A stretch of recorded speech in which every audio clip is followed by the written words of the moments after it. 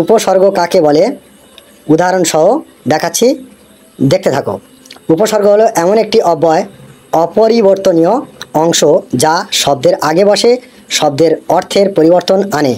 এখানে তোমাদের উদাহরণ দেখাচ্ছি, দেখতে থাকো। এখানে উদাহরণ সহ উপসর্গ বোঝানো হয়েছে তোমরা দেখো।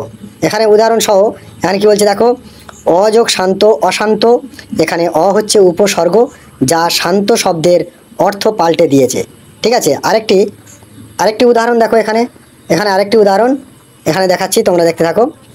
উপযুক্ত দেশ উপদেশ। এখানে উপ হচ্ছে উপসর্গ যা দেশ শব্দের নতুন অর্থ তৈরি করেছে। বুঝতে পেরেছো আশা করি।